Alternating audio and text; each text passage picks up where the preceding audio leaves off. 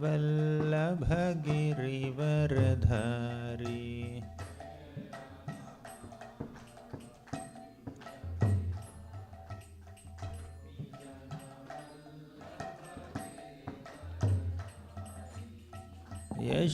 यशोदनन्दन ब्रज जनरञ्जन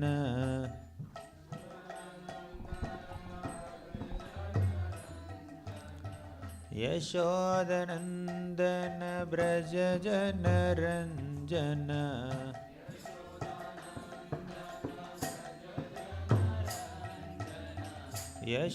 यशोदनन्दन ब्रज जनरञ्जन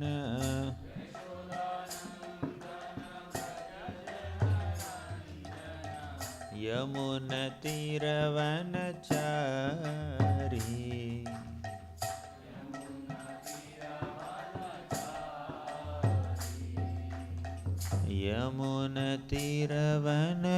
यमुनतीरवनचारी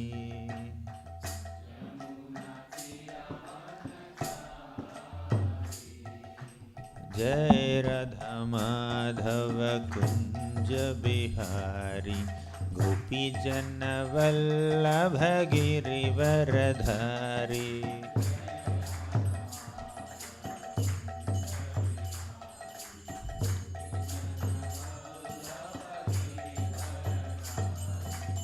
जय राधा माधव कुंज बिहारी गोपी जन वल्लभ गिरिवरधारी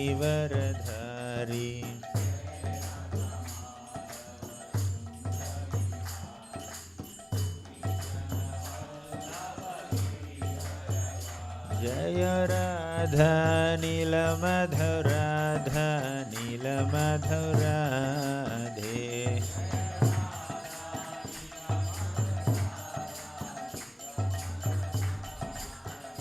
जय राधा नीलमधुराधा नीलमधुराधे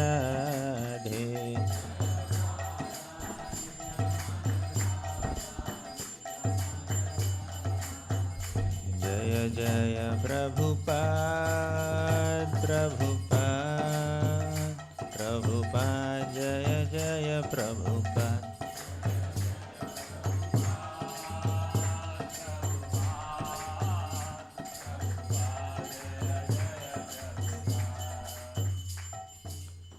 जय ओम Vishnupada Paramahamsa Parivrajakacharya Ashtottarashata Srimad his divine grace Abhay Charanaravinda Bhaktivedanta Swami Prabhupada की जय ओम Vishnupada Paramahamsa Parivrajakacharya Ashtottarashata Srimad his divine grace Bhakti Siddhanta Saraswati Thakur Prabhupada की नामाचार्य श्रील हरिदास ठाकुर की प्रेम से कहो श्री कृष्ण चैतन्य प्रभु नित्यानंद श्री अद्वैत गदाधर श्रीवासादि गौर भक्तवृंद की श्री श्री राधा कृष्ण गोप गोपीनाथ श्याम कुंड राधा कुंड गिरि गोवर्धन की ब्रजभूमि श्री वृंदावन धाम की पुरुषोत्तम क्षेत्र श्री जगन्नाथपुरी धाम की गंगमयी की जय यमुनमयी की जय भक्ति देवी की जय तुलसी देवी की जय कलयुग पावन हरिनाम संकीर्तन की जय हरे कृष्ण महामंत्र की जय all glories to the assembled devotees all glories to the assembled devotees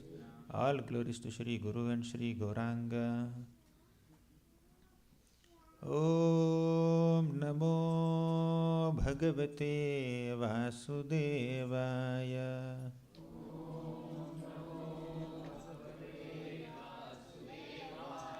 Om Namo Bhagavate Vasudevaya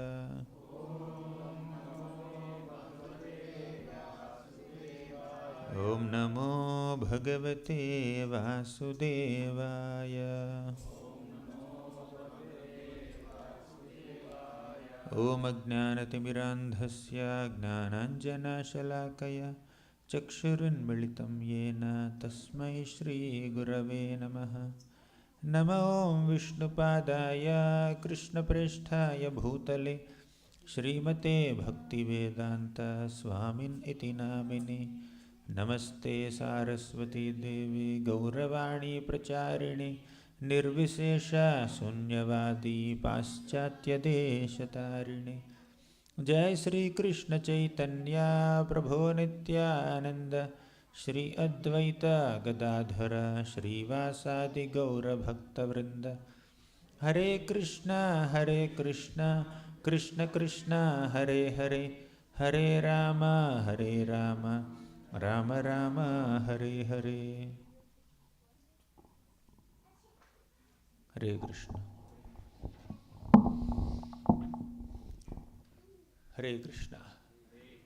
Welcome to the second session of our series of classes on building relationships and tackling distresses the Bhagavatam way.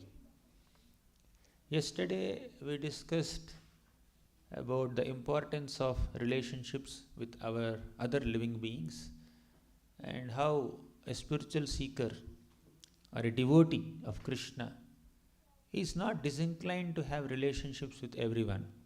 In fact, devotees are very, very eager to have loving, cordial, friendly relationships with every single living being.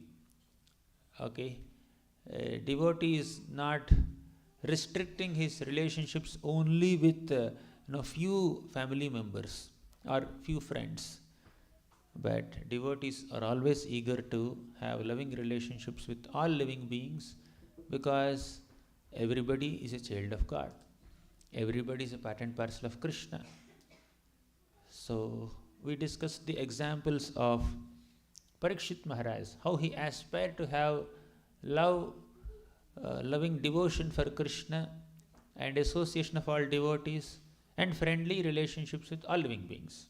And we also saw the example of that florist Sudama. He also had a similar aspiration to have kindness towards all living beings and company of devotees and love for Krishna. So he saw several examples how devotees are eager to have friendly relations with everyone. And we also saw that although there is eagerness to have friendly relations with everybody, but some people are not very favorable for our own progressive spiritual life. Therefore, whatever is unfavorable to our advancement in bhakti, we try to avoid. Anukulyasya sankalpam pratikulyasya varjanam. Whether it is habits or people, company. So we may avoid the company of envious people, materialistic people, and we can keep ourselves in the company of those who are very spiritually inclined, okay, like-minded devotees, having same aspiration to develop Krishna prema. But there are some innocent people. Not everybody is envious. They may not be worshipping Krishna at this moment because of their innocence or ignorance. Therefore, we can be compassionate and kind towards them. So these are some points that we have elaborately discussed in the yesterday's session. So now, let's go deep into this topic of relationships, especially with the devotees. In the first canto of Srimad Bhagavatam, Mother Kunti offered a prayer. She praised Krishna in various ways. Namah Pankajanabhaya, Namah Pankajamalini, Namah Pankajanetraya, Namaste Pankajanghraye. Like that, she praised Krishna in so many ways. Krishnaya Vasudevaya Devaki Nandanaya cha Nanda Gopakumaraya Govindaya Namo Namaha. She praised the qualities of Krishna and she praised the activities of Krishna and she thanked Krishna for saving her from so many calamities in life. She was saying, Vishan Mahagneha Purushada Darshanat Asat Sabhaya Vanavasa Kruchratah Mridhe Mridhe Neka Maharatastrato Draunyastratascha Bhirakshitah. So Krishna, you have protected us from so many calamities. My little son Bhima was poisoned, but you saved him. And our kingdom was taken away in cheating ways, because of the malicious intentions of Duryodhan, Dushyasan, Karna, Shakuni. My sons came on roads, not roads, in forests, right? So vanavasa krichritaha. Mridhe mridhe aneka maharastrathastrato. You also saved us from so many man-eating demons, like when they were in forests, Hidimbasura, Bakasura. So many such demons attacked Bhima and the Pandavas. But by Krishna's grace, they came out of all the calamities. And their house was set on fire. Krishna protected the Pandavas. Like that, Krishna, you saved us from so many calamities. Now, during the Kurukshetra war, so many big Athirathis, Maharathis, they were showering their arrows on my sons, especially Arjuna, and you saved Arjuna from all the calamities, all these attacks of demons or demoniac people. So thank you so much. Now they won this Kurukshetra battle. They're sitting on the throne as kings or rulers. Are you leaving now? Krishna basically came to assist the Pandavas in Kurukshetra war. After the war, he was about to go to Dwaraka, his own capital. Then Kunti Maharani came forward and said that, why are you going now? They need more protection now. Somehow you managed to make them the rulers, but there are so many other inimical rulers, they are still envying them. So they need your protection. Then Krishna would say, you have Bhima with you, you have Arjuna with you, and Bhima and Arjuna are such celebrated warriors. Yatra dharma suto raja gada panirvrikodaraha Krishnostrigandi vamchapam suhrut krishnastato vipat. Yatra dharma suto raja, the place where Dharmasuta, our Yudhishthir Maharaj is there. So there is no compromise in following dharma. So spiritually he is very elevated. And even physically speaking, Bhima had the strength of 10,000 elephants in one arm. You keep 10,000 elephants in one row, Bhima would punch the first one and the 10,000th elephant will fall down. Okay, so that is his strength. And you have Arjuna with his Gandiva bow. He is a great celebrity in those days. He is like a universal celebrity. He had fan following even in heavenly planets also. He could impress even Indra and Shiva also with his military skills. He is the favorite student of his guru, Dronacharya. So Bhima is there, Arjuna is there, Yudhishthira is there, all Pandavas are there. They are sufficient, self-sufficient in protecting themselves. Then Kunti Maharani says, Krishna, are you saying that they are self-sufficient? Please understand, they are like senses only, and you are the soul. Without soul in the body, what will the body and the bodily senses do? They are useless. So without you, Krishna, Pandavas cannot get anything. So you please stay with Pandavas, protect them. Don't go to Dwaraka. Okay, that was her prayer. Whatever prosperity we have, whatever abilities we have, is all by your grace. Then immediately after thinking like this, after speaking like this, Kunti Maharani got another thought. She belongs to the Vrishni dynasty, and all these Vrishnis are staying in Dwaraka. So she married Pandu Maharaj and came to Hastinapur, Kuru dynasty. She started thinking, I'm thinking so much about my husband's family, and I am asking Krishna to stay with my sons. What will happen to my parents' family, Vrishnis, if Krishna stays here? They also need Krishna's association, right? So Vrishnis are Pandavas. She is little caught up in the dualities. Then Kunti Maharani said that, why am I getting caught up in these dualities? I am thinking about my husband's family, I am thinking about my parents' family. I think this is material attachments. I should give up these material relationships. Okay, so let me not have any relationships with all these people. Let me have a relationship only with Krishna. In this mood, she chanted 2 prayers. First, Atha Vishvesha Vishvatman Vishvamurte Svakeshu Me Snehapashamimam Chindi Dridham Pandushu Vrishnishu. O Vishvesha, O Lord of the universe, O Vishvatman, O soul of the universe, Vishvamurte, O universal form, the form of the universe. Svakeshu me snehapasham imam chindi. Please cut this tight knot of attachment or relationship that I have with Pandavas and Vrishnis. Dridham, it's very, very strong. I am strongly bound to Pandavas and Vrishnis with a family relationship. Please cut this. Sneha pasha mimam chindi. Sneha means affection, pasha means bondage, rope. I am bound by the rope of affection towards Pandus and Vrishnis. Please cut this knot. And do what? She says, let me have attachment only to you, not my family members, sons, brothers, sisters, and other family members and friends. Let me have attachment only to you. You know what she said next? Tvayi me ananya vishaya mater madhupate sakrit ratim udvahata daddha gange vaugham udanvati.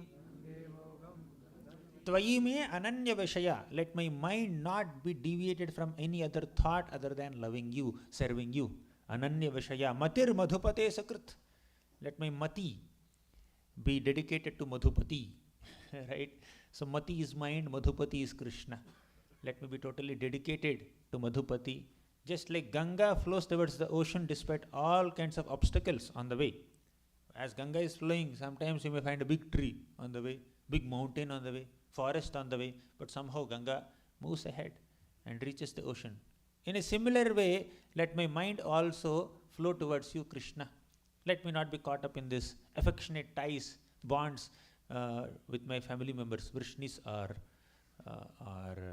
Pandavas. What does it mean? To connect with Krishna, you have to give up all connections with friends and family members? Is that what Kunti Maharani meant? It seems so, apparently. So, I don't want connection, affectionate ties towards my Pandavas also, my sons, her own sons. She says, Sneha Pasham Imam Chindi. So, cut this bondage to my sons, cut this bondage to my parents also. So, that's not her intention. Let's not misunderstand Kunti Maharani. She only said that these Pandavas and Vrishnis are my family members. I have a bodily relationship with them, blood relation with them.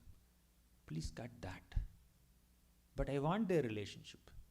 I want the association and relationship with all the Pandavas and Vrishnis because they are your devotees. Let me love the Pandavas and Vrishnis because they are your devotees, not just because they have a bodily connection with me. So she wants to love them. She wants affection towards them. But the reason is that they are devotees, not because my blood relatives, right?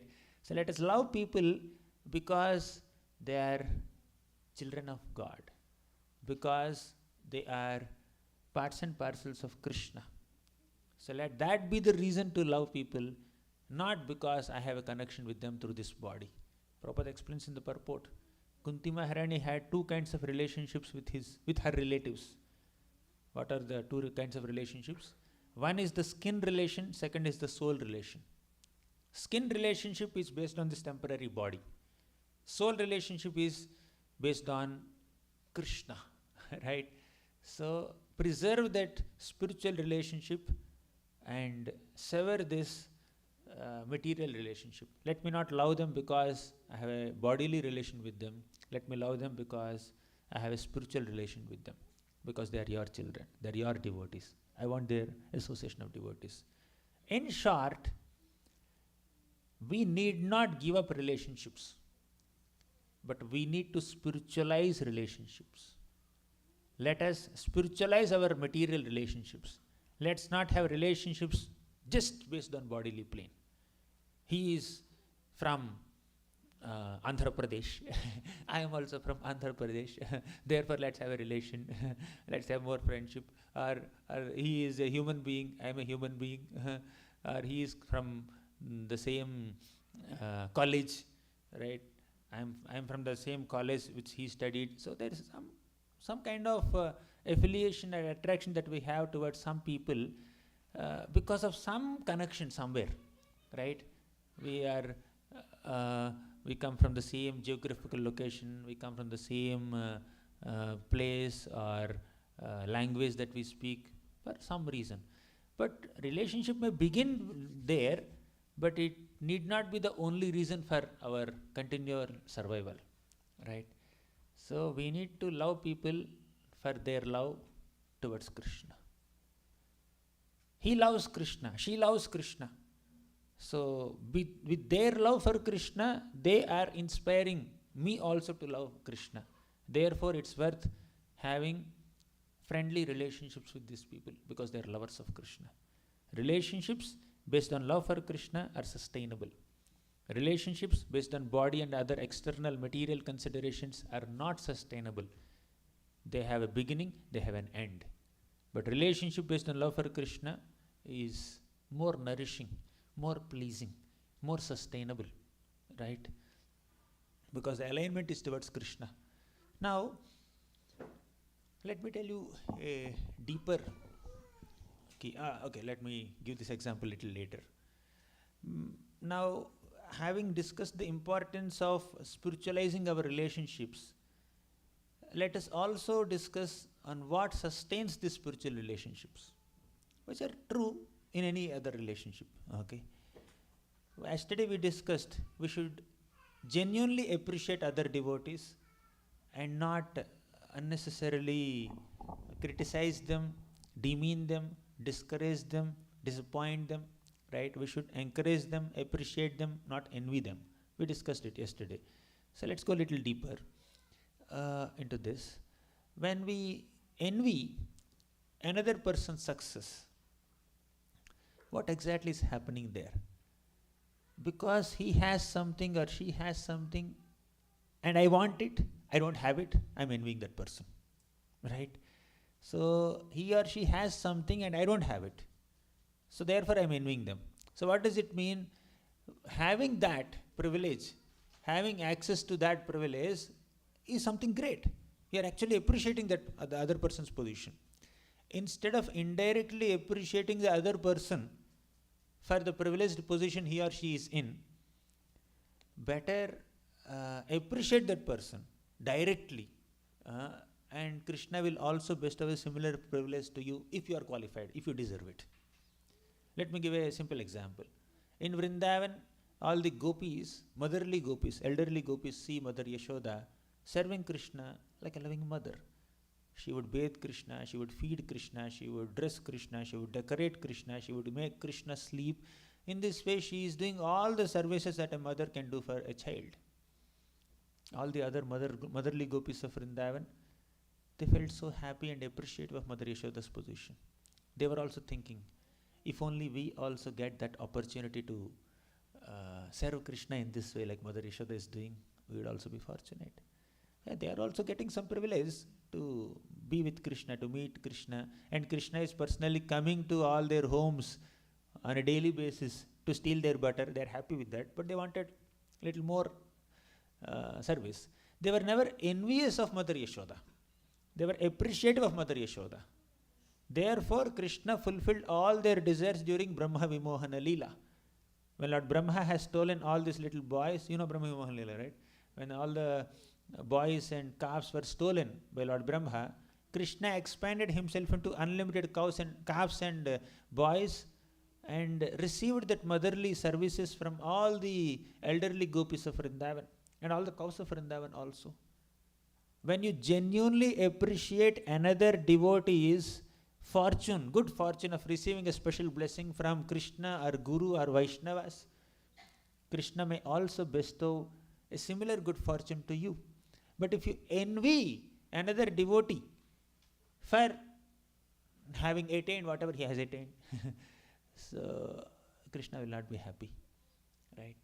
So there is a story in the 4th canto of Bhagavatam. Prithu Maharaj, a great devotee of Krishna, he performed sacrifices. He performed 99 horse sacrifices. He was about to perform his 100th sacrifice. He started the preparations. He is already into the sacrifice to some degree. He was about to complete it also. Then Shatakratu, Indra, became very envious of Prithu. Indra had the track record of having done 100 sacrifices. Shatakratu, that's the title given to Indra. Shata means 100, Kratu means sacrifices. So Indra, till 99, he kept quite kind of, right? Maybe he's just glancing at him. When Prithu was about to complete 100, Indra understood, oh my God, he's breaking my record. I should not allow him to complete his 100 sacrifice. Out of envy, out of his intolerance towards the superiority or equality of Prithu, he just went and he stole the 100 horse in the 100th sacrifice. For that, he disguised himself as a sadhu. Can you just imagine? To fulfill one's own malicious intentions, people can take even pure attires. So this saffron cloth is accepted by somebody to indicate that I want to dedicate myself to Krishna's service and I want to renounce all material attachments. But Indra has accepted saffron cloth with deep attachment to his material position and possessions. Out of envy, he has accepted saffron cloth, right? So people may accept a pure attire with an impure attitude. So he did that. Indra did that, and he has stolen the sacrificial horse in the form of a sadhu. And you know the long story, I don't want to elaborate on the story, but the main point here is envy can make one so degraded in his consciousness. Because of envy, one can become totally degraded in one's consciousness that they cross all the boundaries of morals, principles, ethics, and etiquettes, and even cause harm to others, even while being a practicing devotee. Indra is a devotee, by the way. Indra is not a demon. Indra is a devata. He is a king of all devatas. He is a devotee of the Lord. He has been appointed in that responsible post. He is a leader. Despite being in a leadership position, despite being a devata, supposed to be a devotee of the Lord, he is envying another devotee, unable to tolerate the superiority of another devotee. How can he compete with me? I need first rank always. If someone is getting first rank, I cannot handle it. In my childhood, like there is one person who always gets first rank in the class. So one day he got 24 out of 25 in a unit test in English, I think. Another student who gets generally second or third rank in the class, he also got 24 out of 25. And this person said, oh my God, you also got 24. Show me your paper. He got the paper. He thoroughly examined that paper. Right? Thoroughly. And he found one mistake. He went to the teacher and said, Madam, you have given extra mark here, although he has done a mistake.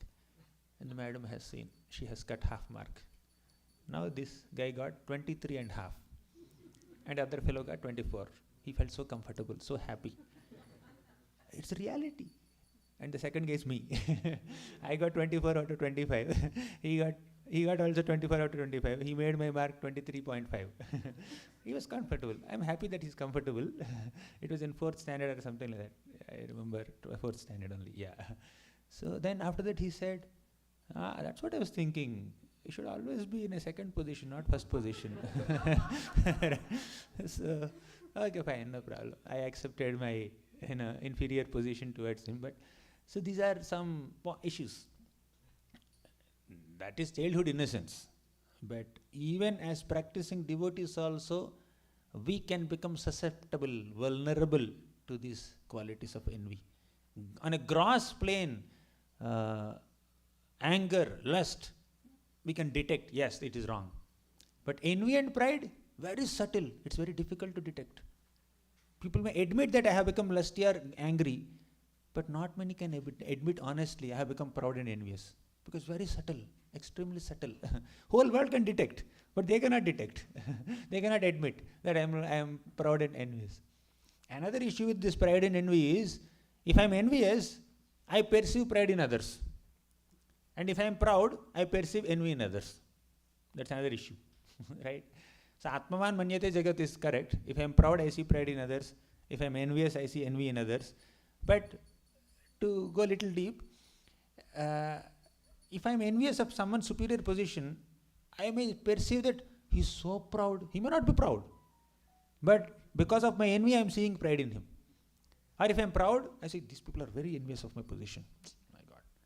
No, they may not be envious. You are perceiving envy because you are feeling a sense of superiority over them. Right? So this pride and envy will spoil relationships. But if we can understand and acknowledge the equal position of all devotees, in the sense that they're all aspiring for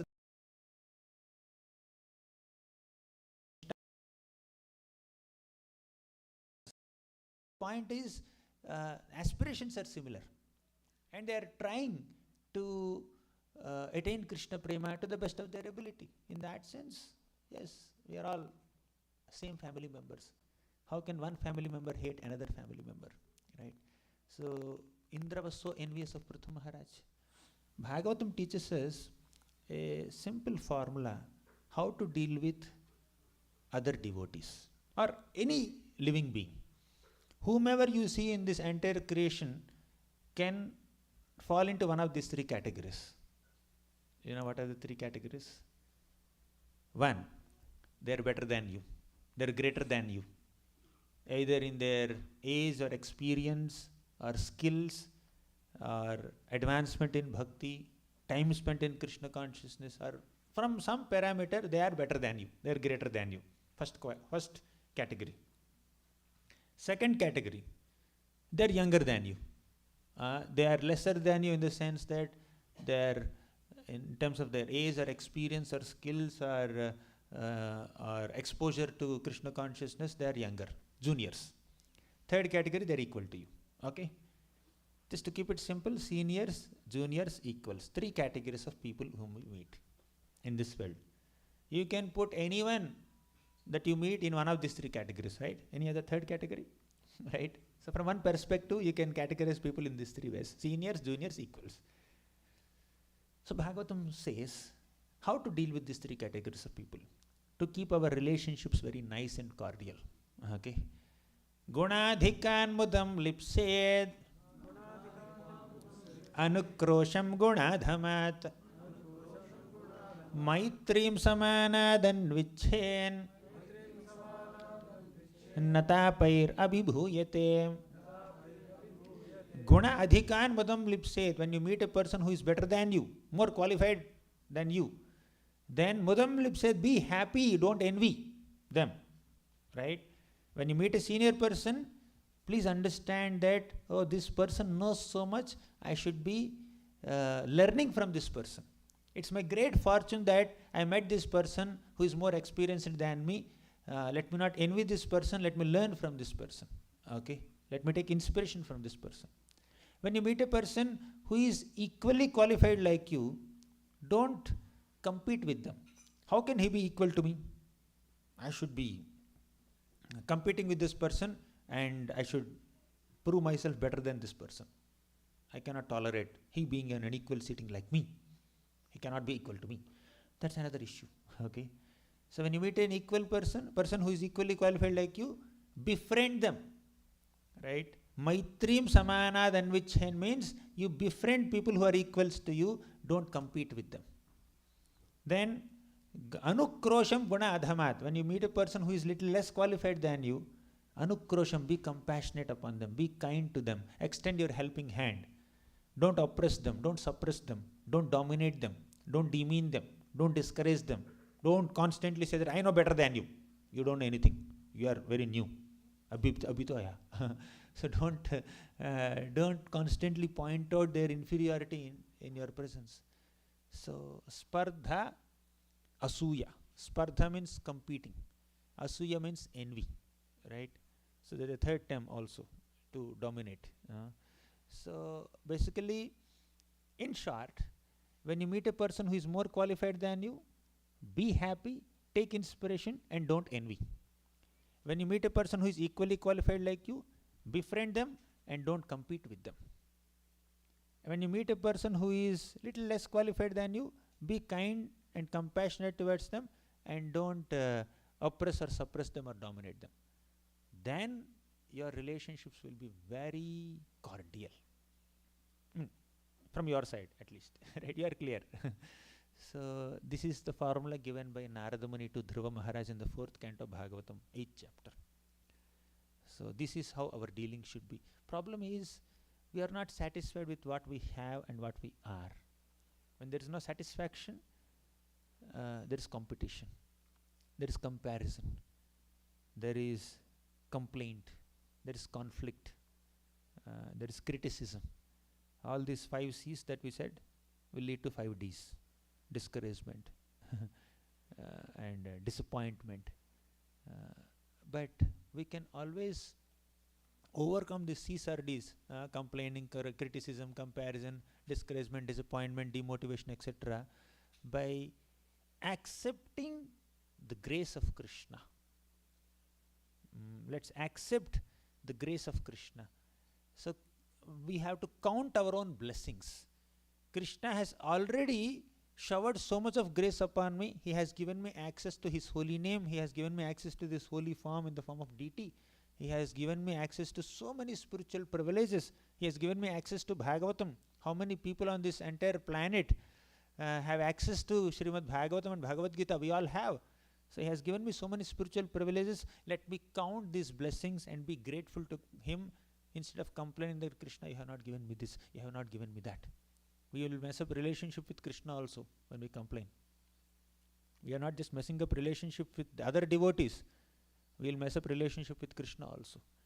So when another devotee is flourishing nicely, advancing nicely, becoming more and more advanced in his shastric understanding or service contribution or whatever, if I am not being comfortable, basically I am envying Krishna. Envy has 2 connotations. Envy is self-envy, and envy is envy towards Krishna. Right? Envy towards any other person is envy towards Krishna and envy towards oneself. Don't hate yourself, please. Don't envy yourself, please. And don't envy Krishna, please. Hey, I am not envying Krishna. I am not envying myself. I am envying this person. No. Envy towards that person is envy towards Krishna and envy towards yourself. How? You are envying that person because he is greater than you. But without Krishna's sanction, can he be greater than you? Krishna has sanctioned whatever he has and whatever he is. So if I am envying this person, I am going against Krishna's sanction, Krishna's approval. Who am I to do that? Okay. Basically, I am envying Krishna. Another point is envy is self-envy. How? When you are envying another person, like before you harm that person out of your envy, you have already harmed yourself. Your peace of mind is gone. It's spoiled. Right? So when the very fact that we are holding some envy or grudge or negativity or jealousy towards someone shows that we are not peaceful. We are not happy. We are not satisfied. How can a person who is not peaceful, not satisfied, be happy? We have killed our own happiness by holding that envy within.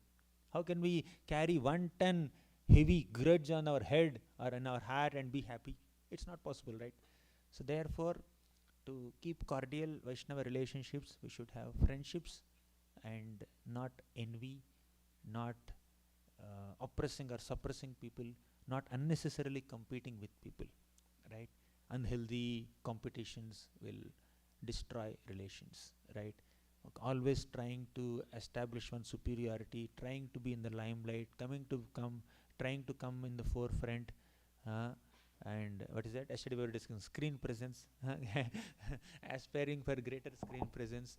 So this will naturally destroy relations, and better we count our own blessings. There is this story of the crow. I said it once somewhere else. Okay, there's one crow that is very unhappy, and this crow went to a sadhu, a mystic monk, and said that, can you please make me a swan? Because I'm not very happy with this crow body. Nobody loves me. When I make sound, people will say, hey, shh, shh, shh, shh. They will say, they will throw me away. So, and the sadhu said, okay. To cut the long story short, the sadhu said, yes, I can make you a swan. But just go and ask the swan if the swan is happy. Then the crow went and asked the swan, are you happy? I want to become like you. I'm black and you're white. Right? And people don't love my form and people love your form. People take selfies with you. So I want to become a swan. Then the swan said, no, I am not very happy. Given an opportunity, I would like to become parrot. I can't fly so high. Parrots are very free. They can go on any tree and then they can bite any fruits. They are living in a much happy life compared to me. I cannot fly so high unless it is Brahma's swan. Right? So, and swan is one color, and this parrot is very green, attractive, with a red beak. I like it, he said. Then the crow changed his mind. I want to become like a parrot. He went to the mystic monk and said, please make me a parrot. Then monk has standard answer. Go and ask the parrot if she is happy. So the crow went to the parrot and said, no, I am not happy because I look so beautiful, I speak so sweetly. People captivate me in a cage. They encase me and engage me in speaking like them. So you see, they constantly push me. You speak like us. So I have to do all that, giving up all my freedom. I'm not happy. Given an opportunity, I would like to become a peacock. I don't have great feathers, but peacock has great feathers. Peacock is so beautiful. I am only dual color, red and green, whatever. But the peacock is multicolor, like a rainbow. I would like to become a peacock. It's very regal. Then the crow changed his mind. Crow went to the monk and said, I want to become a peacock. And the monk has standard answer. Go to the peacock and ask if the peacock is happy. So the crow went to the peacock and said, I'm not very happy with this. Why? People are chasing me for my feathers. Okay, people are hunting me with for my feathers. So I'm not very happy. Given an opportunity, I would like to become a crow. Because nobody will bother a crow. Right? So when I am in a peacock body, people want to take selfies, they want my feathers, they have no privacy only. Always people are watching me with 10 eyes. They don't leave me alone only.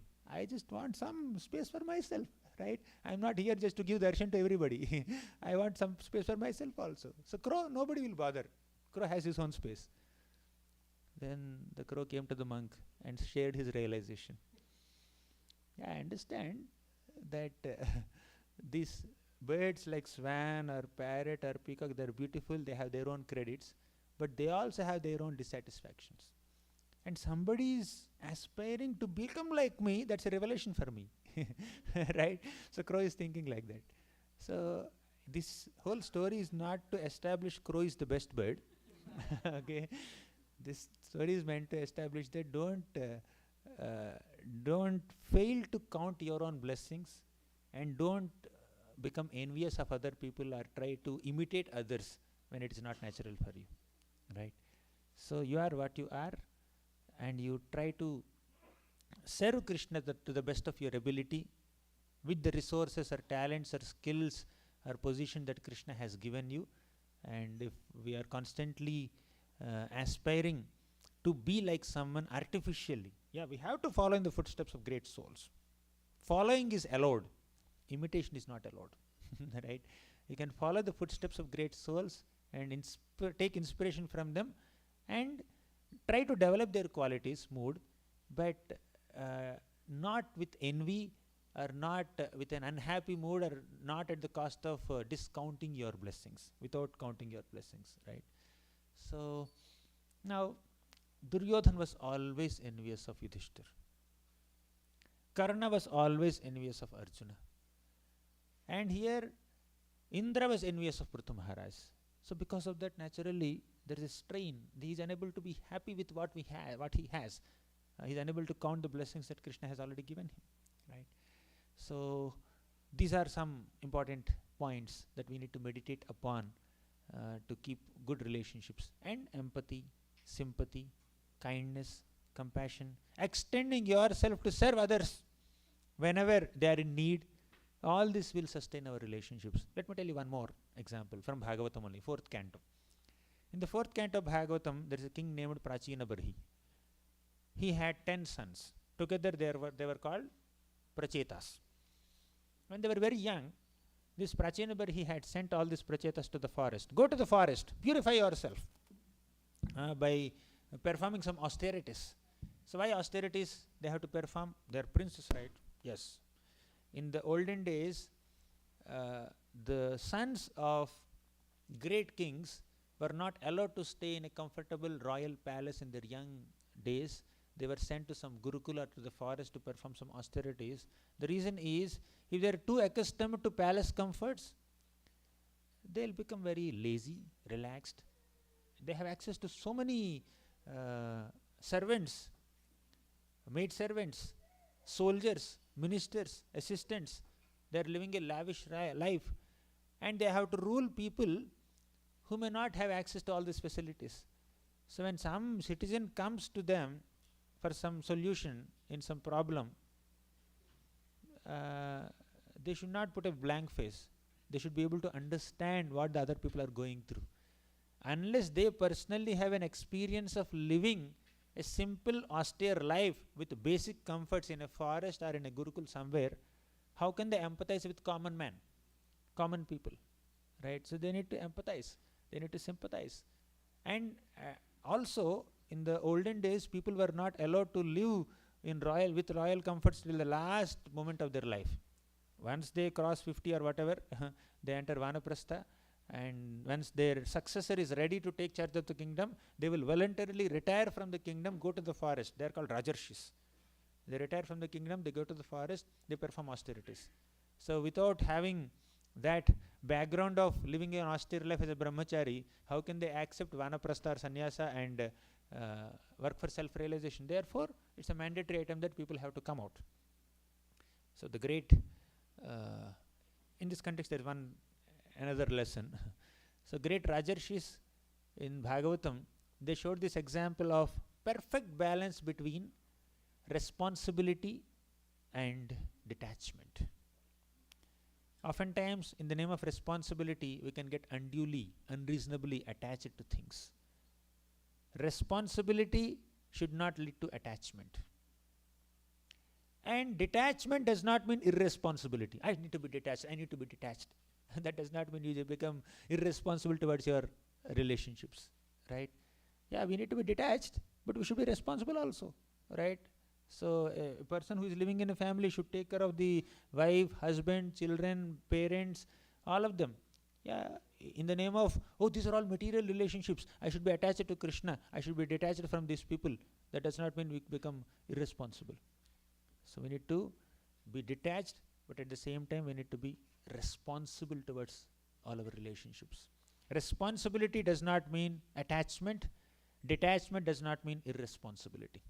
So great souls have showed a perfect balance between these two, detachment and responsibility. Okay, coming back to the main story.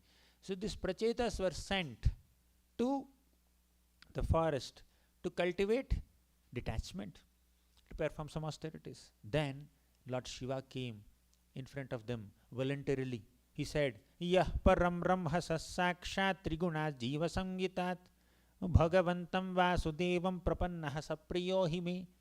Because all of you are worshipping Lord Vasudeva, you are very dear to me, I have come here to teach you a special prayer called Rudra Gita and enlighten you in the qualities of Vasudeva and inspire you to meditate on Lord Vasudeva and attain Vasudeva. So this is the assistance that aspirants of Krishna consciousness will get even from great devatas. So Shiva taught them Rudra Gita. How much time it will take to recite Rudra Gita? Shlokas. Some of you must be knowing, maybe 10 minutes, 15 minutes. So he taught them this prayer and he disappeared. 10 minutes of class. 10,000 years. These 10 princes, prachetas, stayed underwater and chanted this Rudra Gita and worshipped Lord Vasudeva. 10,000 years together with all friendship, with wonderful relationships, with great cooperation. They were together. 10,000 years they worshipped the Lord. And you see, after 10,000 years, Lord Vishnu came on the back of Garuda. Garuda flies in the sky, right? Garuda can fly in the water also. Have you seen a bird flying in the water? So Garuda came carrying Lord Vishnu on the back of, on his back and entered the water. So the Lord comes in front of this prachetas and said, the first thing that he said was, Varam vrinidhvam bhadram vo यूयं मे नृपनन्दन सौहार्देन पृथक् धर्मः तुष्टोऽहं सौहृदेन वा varam vrinidvam bhadram vo. Let there be auspiciousness unto you, my dear princess, the prachetas. I am going to give you all kinds of benedictions, whatever you want. Why? Sauhardena apratak dharma. You have performed your devotional service unto me with great loving relationships, friendships with each other. You never had conflicts, right? So even when there are some conflicts, all conflicts are resolved when we prioritize service to Krishna and Guru as the main thing, right? So all of you have loving relationships, friendships, and I'm very impressed with your friendships. When devotees cooperate with each other, when they are friendly towards each other, when they love each other, when they sympathize and empathize with each other, and when they extend themselves to serve other devotees, Krishna becomes so pleased and he will shower all the devotees with all benedictions, all boons, so that they can come closer to him. Right? Dadami buddhiyogam tum yena mam upayantite. So he said, Sauhardena aprathak dharma tushtoham sauhrdena va. In one shloka, the Lord spoke Sauhrda word 2 times. Just like he spoke in 9.26. Patram pushpam phalam toyam yome bhaktya prayachati tadaham bhakti pahritam ashnami prayatatmanaha. He said bhakti word twice in Bhagavad Gita shloka. Now he said Sauhrda word twice in this shloka. This is 4.30.8. You can see. Right? Tushtoham sauhrdena va. When you love other devotees, Krishna will be pleased. If your aspiration is to please Krishna, if you think that what is that shloka? Sam siddhir haritoshanam is your aspiration, is your mission of life. What is the mission of life? Sam siddhir haritoshanam. I should be able to please Lord Hari.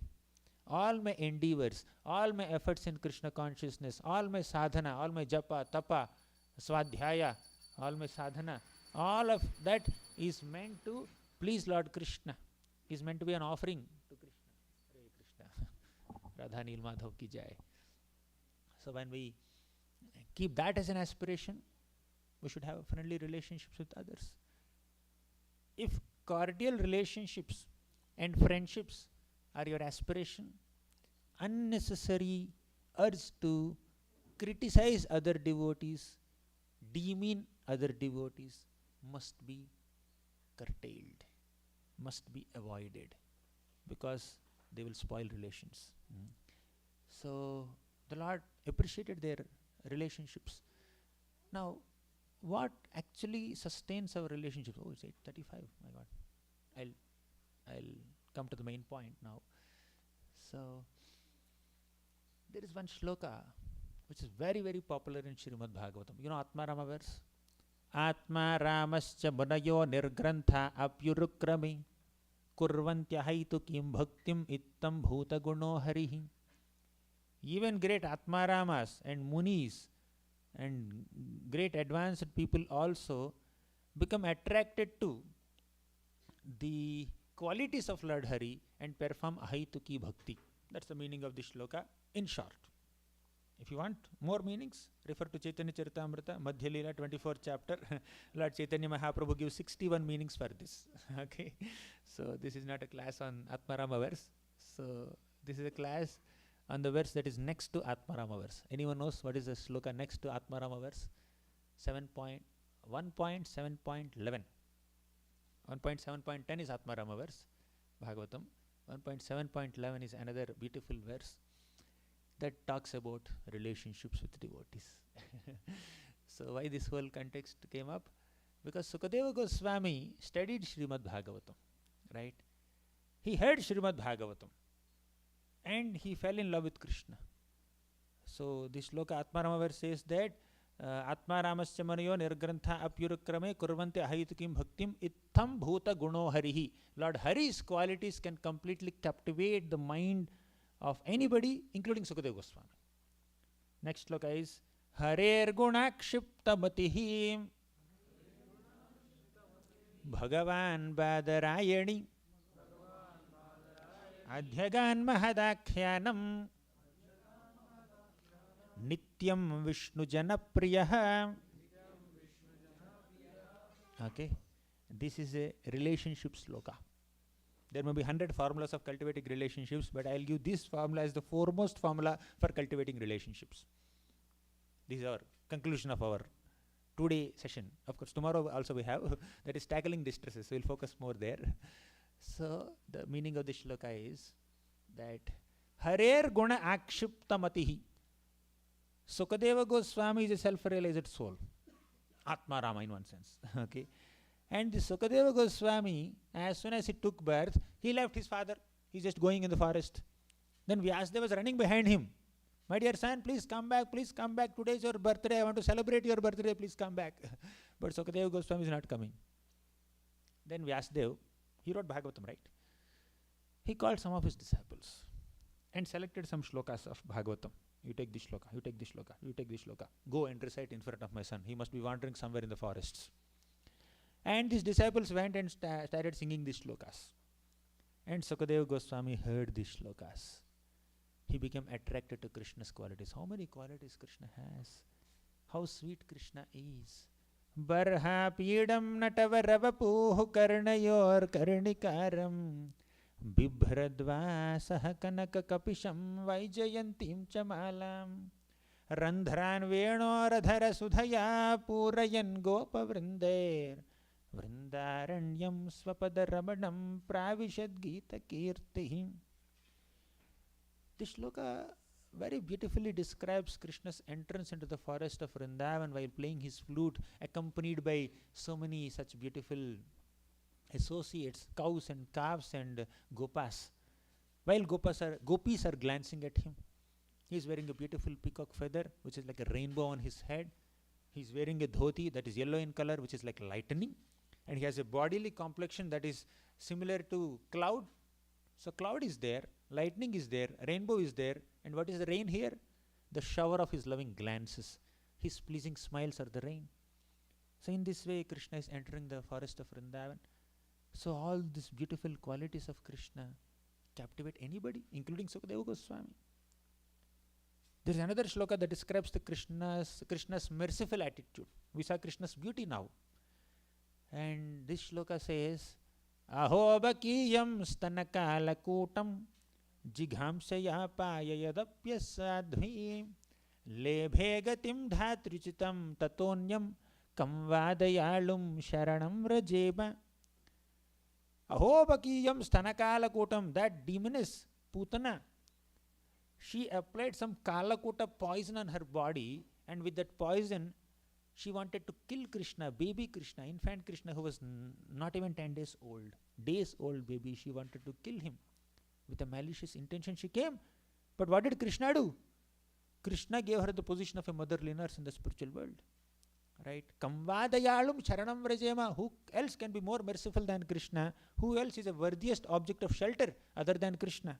Padbhyam bhakta hridistabhyam vandyabhyam loka vanditaihim Angam yasyaha samakramya bhagavanapi tatstanam yatu dhanyapi sa swarga bhavapa janani gatim Krishna bhukta kshiraha kimugavo numataraha.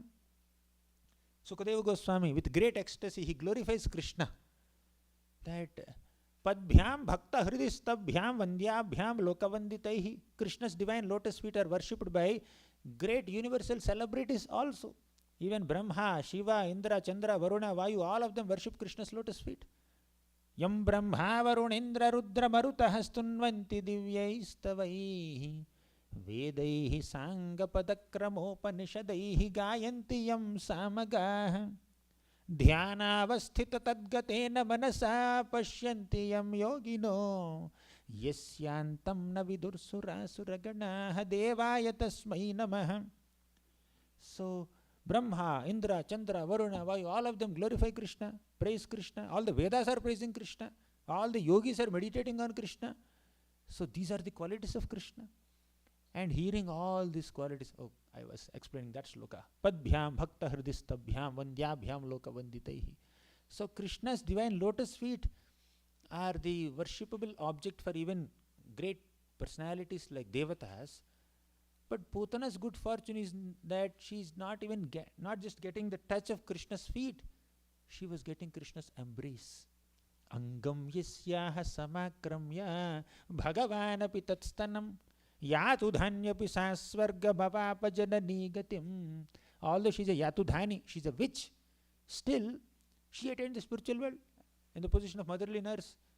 Krishna was thinking that although her attire and attitude do not match, I ignore her attitude and accept her attire as a mother.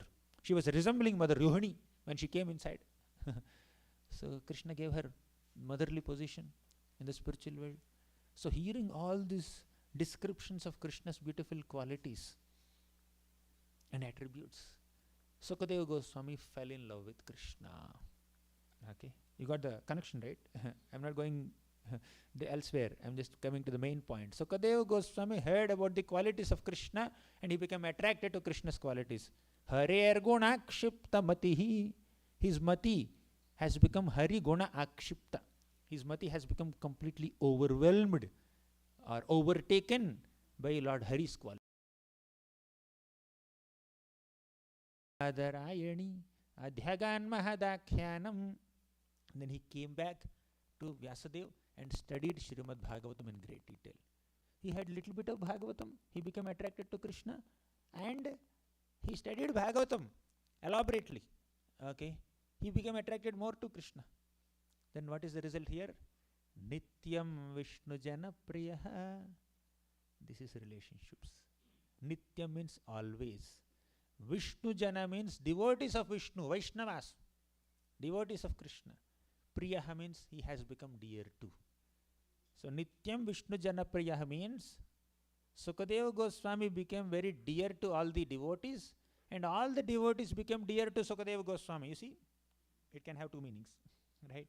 Sukadeva Goswami became dear to the devotees and devotees became dear to Sukadeva Goswami. That means relationships. And what is the basis of these relationships or dearness between Sukadeva Goswami and other devotees? Based on his love for Krishna. Harer gunakshiptamatihi adhyagan mahadakhyanam. You got these lines? Please try to memorize this shloka if you can. Only 3 points. His mind is captivated with Lord Krishna's qualities. He studied Srimad Bhagavatam. He has good relationships with devotees. Right? So what is the essential point here? The main lesson, last concluding point of this whole series. If you study Srimad Bhagavatam, if you hear Srimad Bhagavatam nicely, you will be attracted to Krishna's qualities. And if you are attracted to Krishna's qualities, all the devotees of Krishna will become dear to you and you will become dear to all the devotees. And that is a spiritual relationship which is based on Krishna Prema. You love Krishna, all devotees of Krishna will become attractive to you. And you will become attractive to all the other devotees. One can attract others' attention by one's speaking skills, one's singing skills, one's managing skills, and what else? There may be 100 different skills. Mridanga playing skills, or book distribution skills. So many skills are there. But all these skills are meant to be utilized in Krishna's seva, right? If we are utilizing whatever skills we have in Krishna's seva with love for Krishna, that love for Krishna will make us attractive in the eyes of other devotees. Right? So let us make Krishna Prema the goal of our life and let us make Krishna the means to cultivate relationships with other devotees of Krishna. If we love Krishna, naturally we love devotees of Krishna and naturally devotees of Krishna will love us because we love Krishna. So let's cultivate love for Krishna. And that love for Krishna is based on Bhagavatam. Right? Hear Bhagavatam, study Bhagavatam. If you study Bhagavatam, you develop love for Krishna. You want proof? I have unlimited proofs. I'll give one for this moment. Yasyam Vaishruyamanayam Krishne Paramapurushe Bhaktirutpadyate Pumsaha Shoka Moha Bhayapaha. Yasyam Vaisruyamanayam. If you hear Bhagavatam, what will happen? Krishna Paramapurushe Bhaktirutpadyate. You will develop love for Krishna. Bhakti there is prema. Vishnu Thakur writes in his commentary. Bhaktirutpadyate means that is prema utpadyate. To develop love for Krishna, you need to hear Srimad Bhagavatam. Then Shoka Moha Bhaya will go. By hearing Bhagavatam, by studying Bhagavatam sincerely, with proper consciousness, not to become scholar, not to impress people, not to quote shlokas left, right, center, just to impress people, but to inspire each other in developing one's connection with Krishna. Right? Scholarship could be a small byproduct of Shastric study. Memory could also be a small product of Shastric study. The main product is love for Krishna. Right? We should have love for Krishna. When we take shelter of Srimad Bhagavatam, either through Sravanam or Kirtanam, and thus develop love for Krishna, that love for Krishna is the basis of our relationships with other devotees. That's the most sustaining force. Now, you see, what does Krishna say about the nature of devotees in Bhagavad Gita? You know, all of you know this. Machitta madgata prana bodhayantaha parasparam kathayantascha mam nityam tushyanti cha ramanti cha. Devotees are those people who are always conscious of Krishna. Machitta, they have dedicated their chitta, mind to Krishna. Madgata prana, they have given their lives to Krishna. Acharyas say that just like a fish cannot stay outside water. You give pizza to fish, fish will not like. You give AC to fish, fish cannot stay in AC room. You give whatever you have, you gold, diamonds, you give a crown to fish. You say you will become the Prime Minister of this country. Fish is not excited. Put the fish back into water, then only fish is excited. Right? Similarly, devotees also. For them, Krishna is their prana. Krishna Katha is their prana. What do? Bodhayantaha parasparam. They enlighten each other. They teach each other. They share with each other Krishna's qualities. Kathayantascha mam nityam. On a regular basis, they discuss about Krishna. Tushyanticha ramanticha. With great happiness and satisfaction, they do this. So, what is the key factor for relationships? Spiritual discussions with other devotees is the main driving force behind relationships. That's what devotees are meant to do. If you say something about Krishna, if you express your appreciation for Krishna based on Gita or Bhagavatam, and another devotee hears you, what will happen in this?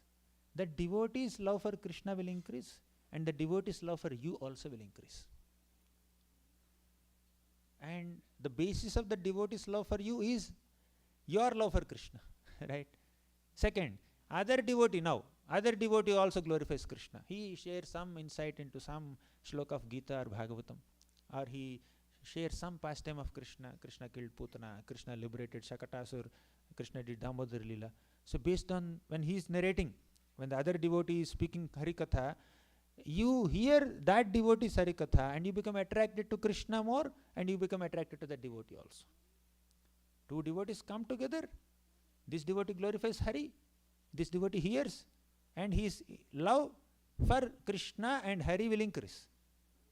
And this devotee glorifies Krishna, then this devotee's appreciation for the other devotee and his love for Krishna also will increase. Thus, mutually we can come closer to Krishna. Individually you study Bhagavatam, you hear Bhagavatam, develop love for Krishna, and come closer to Krishna in the company of devotees. You know how it happens? You are going towards Krishna like this. But you need not be on two different tracks. You people, two people. So they can go to Krishna like this. Okay, you see the movement? They come closer to Krishna and they come parallelly closer to them towards each other also. They are coming closer towards each other and together they are going to Krishna. Right? So Krishna attracts each other.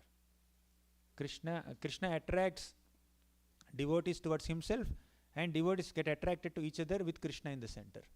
So that makes spiritual life more nourishing. And sharing Krishna Katha need not be done only in a public forum like this. You need 100 people in front of you, with a mic, with sound system, with an amplifier, with a camera in front of you, with YouTube Live or Zoom Live, or sound system, Vyasasan. Yes, this is good. This has to happen, of course. But if you can bring in Krishna Katha into our personal conversations, that's a very, very effective way of becoming Krishna conscious, individually and collectively. Isn't it? Do you agree with me? Huh? That's what Bhagavatam says. It's not my point, it's Bhagavatam's point. Parasparanukathanam pavanam bhagavadyashah mithoratihi mitha tushter nivrittir mitha atmanah. Okay. Paraspara anukathanam. If we come together, discuss Harikatha with other devotees, not necessarily in a official public forum, official gathering, in your private conversations, when you are driving car, you speak about Hari, other devotee will hear, other devotee will speak about Hari, you hear. Thus, you both come closer to each other and come closer to Krishna. Okay. So, while taking prasadam, we can discuss. Right? Our private conversations, personal conversations can have 100 topics. But the most exciting topic is Hari's qualities, right? So we can discuss about management, discuss about Krishna service. That will definitely happen, inevitably, no doubt about that. But however, we also can put some effort to discuss Krishna Katha with other devotees. Okay, in that, generally speaking, unless you are a great scholar, generally speaking, there is no difference of opinion. When you say Krishna is merciful, others also will say that Krishna is merciful, right? So non-controversial topic, Krishna's glory. So we'll discuss about how to handle with differences of opinion tomorrow. Please remind me, I may forget. So how to deal with differences of opinion amongst devotees tomorrow. So anyways, this is the main message of Bhagavatam. Discuss about Krishna. Nourish yourself with friendships with other devotees. When you love Krishna, that love is the basis of your love towards other devotees of Krishna. If you really love Krishna, you will definitely love other devotees of Krishna. How can somebody love Krishna but hate his devotees? It just doesn't work. It doesn't make any sense only, right? And by the way, you may not have intimate, close relationships with every single devotee. That's fine. Okay, you can have some close friendships only with few devotees, 3-4 friends. That's fine. That's natural. That's practical. But at least let's not have any grudge or envy or negativity towards anyone. That much we should have. Closeness with only few people for all practical reasons, right? But no bitterness anywhere with anyone. So when we come to that stage, at least, right? At least we don't envy anyone or hold grudge towards anyone, and have close relationship with few people and normal relationship with everyone. That's fine in the sadhaka stage. So these are a few thoughts about relationships. Thank you very much. Granthara Srimad Bhagavatam ki jai, Srila Prabhupada ki jai. Any questions or comments? Yesterday also somebody wanted to ask a question, but there was no time.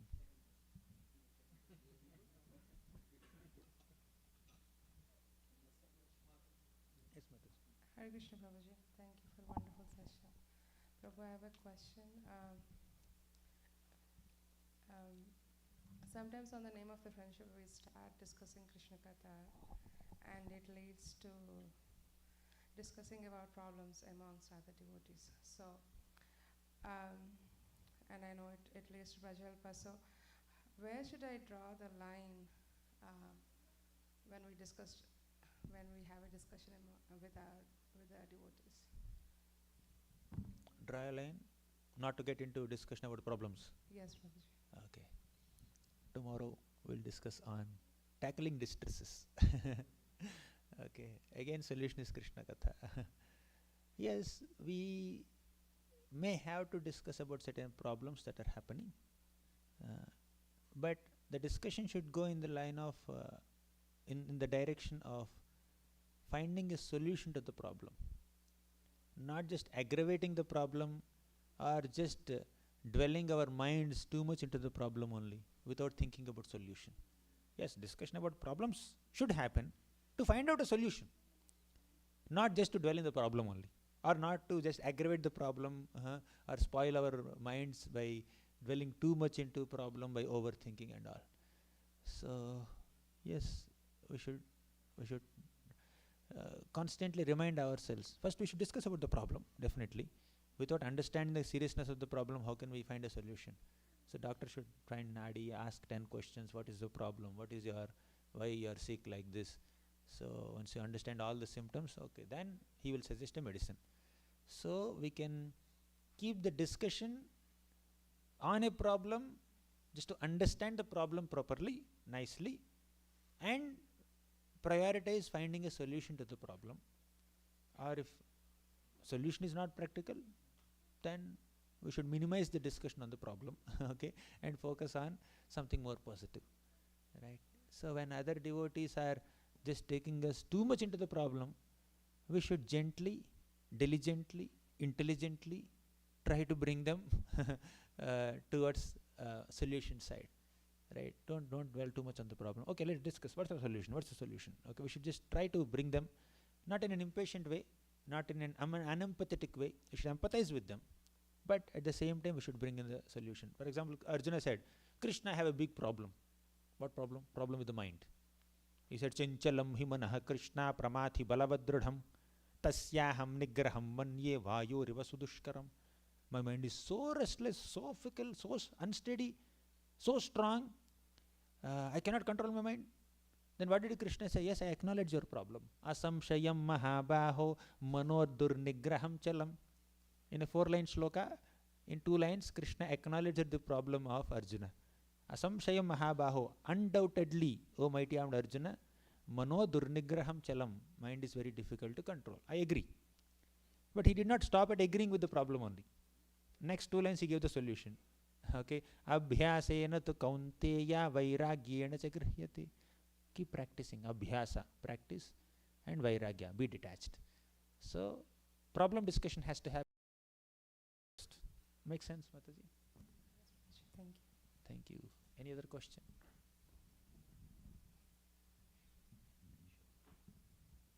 Hare Krishna Prabhuji, thank you for such a wonderful class. You mentioned that following great devotee is okay, but imitation is not good. So practically, how do we? Practically means, see, some things are meant for a sadhaka. For sadhaka, sadhaka has to do Shravanam, Kirtanam, Smaranam, Padasevanam. So many things are prescribed for a sadhaka. 5, 9, 64. 5 potent limbs of bhakti, 9 processes of bhakti, 64 limbs of bhakti, Rupa Goswami says in Bhakti Rasamrita Sindhu. So there are so many prescriptions. Now another sadhaka is able to follow this 5, 9, 64 in a very effective manner. He is able to implement all of them. And say my implementation is not up to the mark. I can definitely take inspiration from this devotee and then follow the rules that he is following, follow the principles that he is following. So to that degree it is fine. As far as imitation is concerned, Prabhupada gives this example. Shiva is a pure Vaishnava. You can follow in his footsteps when he is glorifying the Lord, worshipping the Lord. But when he is drinking poison, you should not follow it. That is called imitation. So some things that only that Vaishnava can do. Some things are general sadhana practices that are prescribed for all Vaishnavas to follow. So while following these methods and procedures recommended by the scriptures, you take inspiration from someone who is a better sadhaka than you. But there are some things which are very unique to that personality of that person only, that Vaishnava only. You may not be meant to do that. You cannot imitate them, right? So some are good at playing mridanga so nicely. You can follow. But some are very skillful in doing it in a certain style. If you try to imitate them, we'll mess up the kirtan, right? Okay. So some are unique to the character, to the personality of some people. They are good at doing that. Not only skills, but in certain services also. They will be able to do it well. We may not imitate them. And one more thing is imitation. Generally, imitation should be done. Imitation is generally done with an intention to get the name, fame, prestige, or public attention that the other people are getting. When that is the intention, then our following can become an imitation. But if the intention is to advance in Krishna consciousness, right, and this devotee is doing these practices of Krishna consciousness nicely, let me also follow. So that is following. I hope this subtle difference. Yes, Prabhu. Thank you. Yes. Imitation is not sustainable, correct. It's just acting. Okay, any other question? Yes, Prabhu, Brajikar Prabhu. That's okay. Yes, Prabhu. Prabhuji, regarding the formula you mentioned, 1711. 1711. Correct. 1711. Nityam Vishnu Janapriya. Bhagavatam 1711. Okay. Yes, Prabhu. So, how do we, we want to be attracted to the qualities of Lord. How does that becomes paranam for us, part of our, Part of your? how do we, that becomes the second nature for us? The shloka itself says that Adhyagan Mahadakhyanam. Adhyayan. Study. Mahadakhyanam is this great narration called Srimad Bhagavatam. Mahad Akhyanam. Adhyagan. Do Adhyayan. Do Swadhyaya. Study Srimad Bhagavatam. Not casual reading. Study Srimad Bhagavatam nicely. Enter deep into the philosophy of Bhagavatam. Enter deep into the emotions of the characters of Bhagavatam. Make friendship with the shlokas of Bhagavatam. Make friendship with all the glorious personalities whose stories are described in Srimad Bhagavatam. Read in a more introspective way, meditative way. Do some mananam and nididhyasanam also. Contemplate, introspect on the principles of Bhagavatam and try to apply them as much as possible, right? Try to see the various circumstances that we are facing, all the situations in life, in the light of Bhagavatam. If this is a situation that is put in front of Parikshit Maharaj, how would he respond to it? How would Suniti respond to this insult? How Ambarish Maharaj responded to Durvasa Muni? So when we study Bhagavatam in a more, not in an academic way, okay, Prabhupada says scrutinizingly study, but in a more devotional way, not in an academic way or scholarly way, but in a more devotional way. If we, especially reading Bhaktivedanta purports, if we do so, the principles of Bhagavatam will slowly enter into our hearts. They will transform our hearts. Then our response to various situations in life will be guided by, will be flavored by the principles of Bhagavatam, right? So that's how we can, when our responses are in line with the teachings of Bhagavatam, when our responses to different devotees and different situations in life are in line with the teachings of Bhagavatam, naturally that will attract other people's attention also, right? That will bring one closer to other devotees also. Okay, so that's the point. Studying Bhagavatam. Any other question or comment? Yes, Prabhu. You mentioned about the Prachatas, the 1,000 years of austerities underwater. 10,000 After years. hearing 10,000 years. Rudra Gita, peaceful, kind of. But the moment they come out, they become envious and angry towards the trees. It's not envious, it's anger only. Anger? And that anger also has some point. Prabhupada writes, the trees grew so much. Okay, but Prabhupada writes in the purport that there should be some land for agriculture also. If only trees are growing everywhere, there is no place for grains to grow. How will the kings feed the citizens? So to that degree, yeah, you may take their circumstantial anger also bona fide anger. But from another perspective, yes, that's not appropriate to become overboard. Like you see, Dhruva Maharaj became angry, excessively angry. Although he's a pure devotee, he got the darshan of the Lord.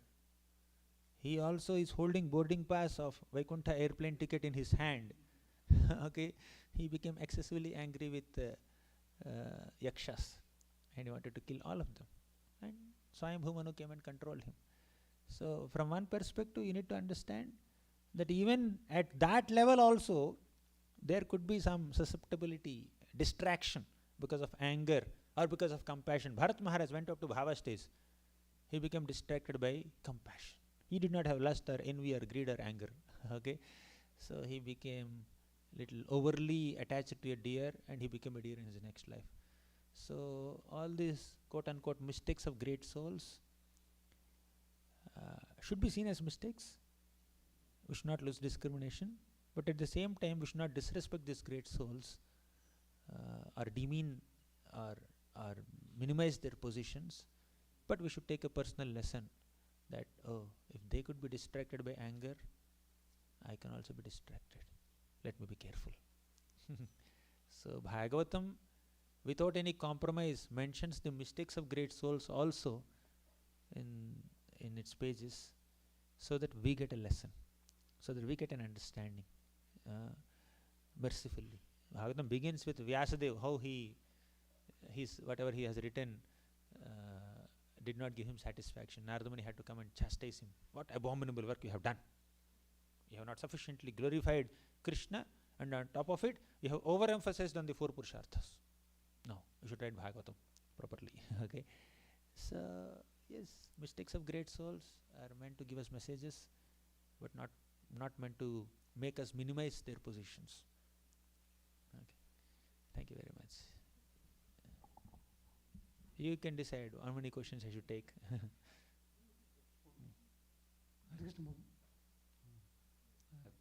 Forgive me, it's not a comment, it's a sharing. In the Prabhupada afternoon lecturer, Bhoj Gita, Prabhupada mentioned Krishna maybe more than I think 100 times. It shows that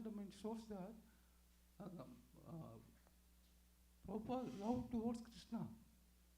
So today also, in your lecturer, maybe one of lecturer, I noticed that you have mentioned Krishna's name more than 100 times. It shows love towards Krishna, your lover of Krishna. Hare Krishna.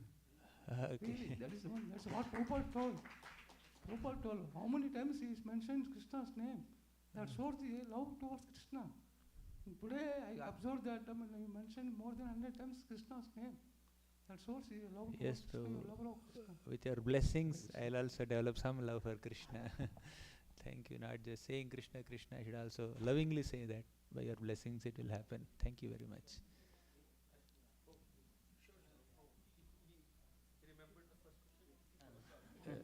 Everybody is pushing you. They're very curious to know what's your second question. Since 24 hours. I forgot yesterday's question, but today's question is Okay.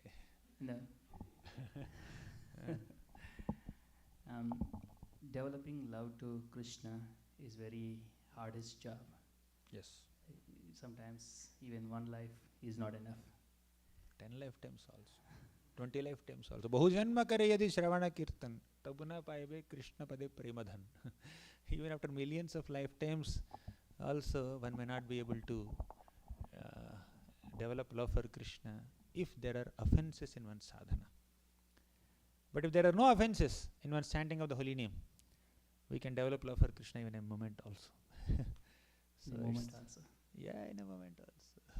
Mahaprabhu went and embraced somebody and they became lovers of Krishna. Again, yes, go ahead. What's your question? See, because it's the hardest job and we are telling our mind every day and gaining the knowledge, we are now, as we practice, we create a rush in our mind to reach Krishna quickly. Then what's happening is we start ignoring and offending people around us. And how do we balance this? Because we are rushing towards Krishna, but at the same time we are limited. We started ignoring, and at the end of the day, See, devotees are definitely greedy to get Krishna prema. Laulyam, that is bona fide. Devotees are greedy, but they are not selfish.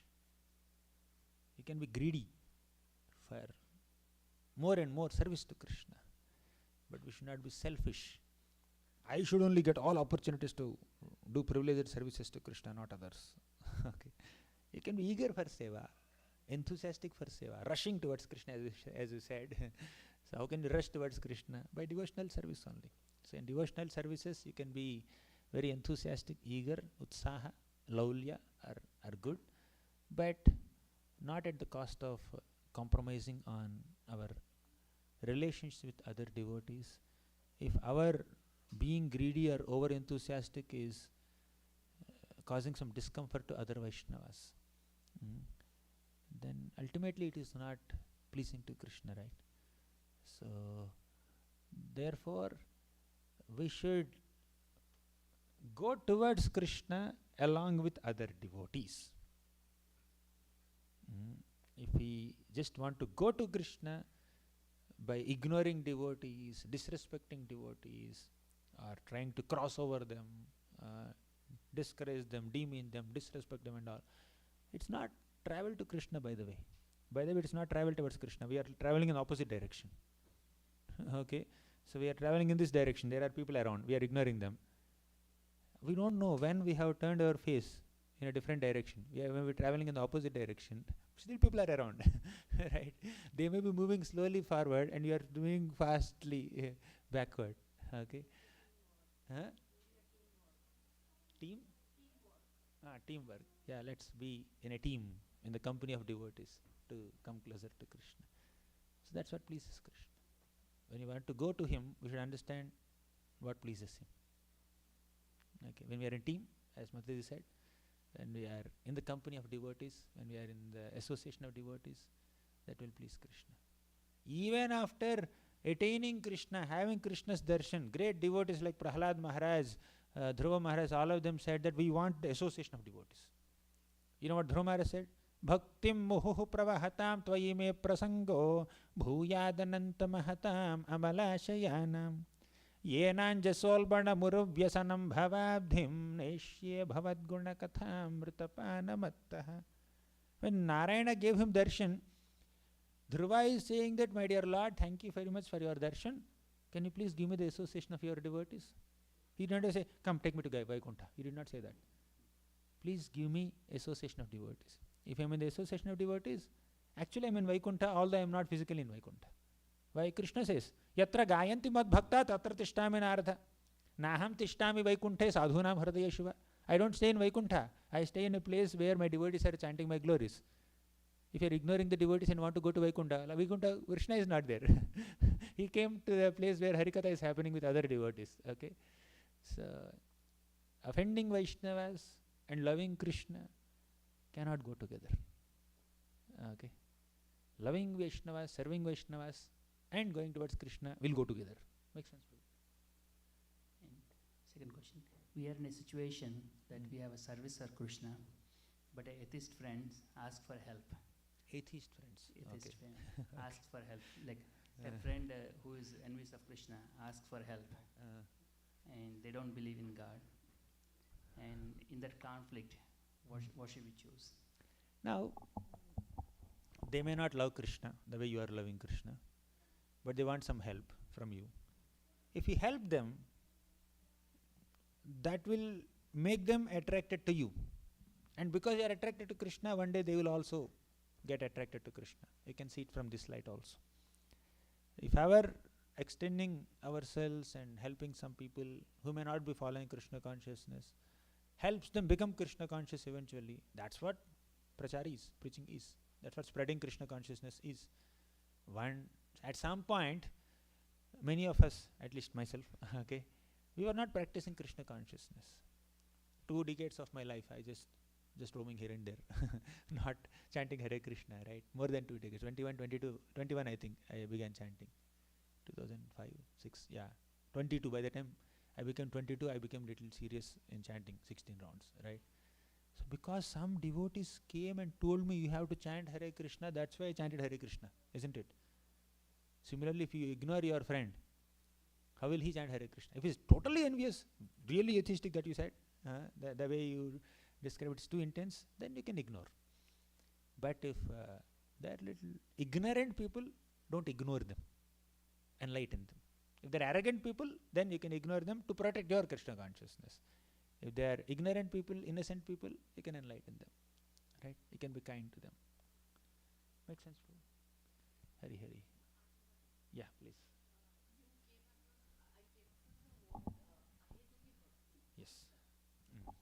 Ahaitu ki bhakti, such a beautiful question. Hetu means cause or some motivation. Ahaitu means no motivation.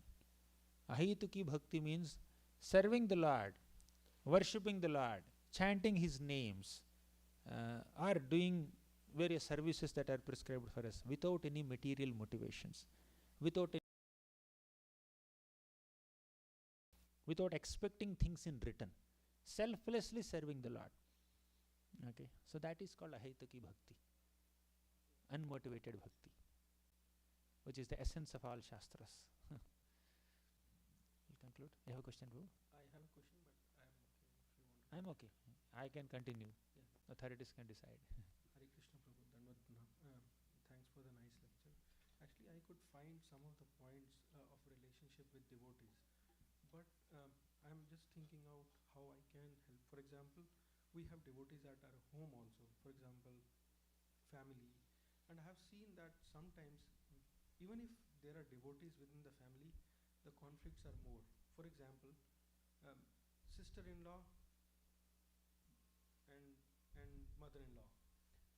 A very kind of example I see. Even if they are devotees, but when they are in relationship, we'll see a very different ways of working and all.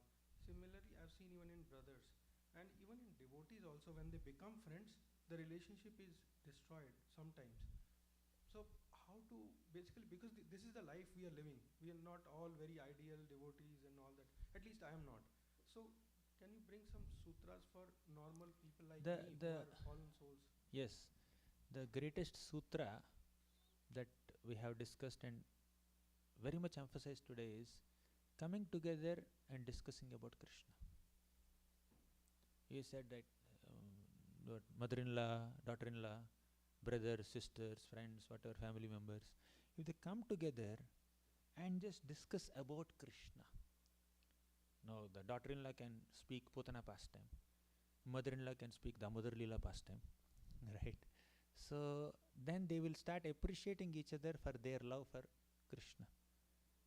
So we need not feel shy. Why we don't feel shy to do so many things? We don't feel shy to open mobile phone, smartphone even in public, right? So why should we feel shy to discuss about Krishna with family members? So by discussing about Krishna, by bringing in some positivity in our discussions. Otherwise, many discussions are based on some kind of things that we need to do, or some conflicts may be there, some difference of opinion may be there. But let's bring in some discussion between us that is very positive, spiritual, and the scope of difference of opinion is less, right? So non-controversial, plain Harikatha, if you just bring in, that will bring our hearts also a little closer, right? That's a practical tip. Do you think it is practical? Prabhu, it is practical, but how it is doable? For example, I'll tell you. Practical is doable. No, I'll tell you a practical scenario. It's not in my family, but I've seen that. For example, the daughter-in-law has some habit of different vegetable eating, and the mother-in-law will push her, why you cannot eat, you do so much bhakti and you are so much adamant on all these things. So that stays in the mind.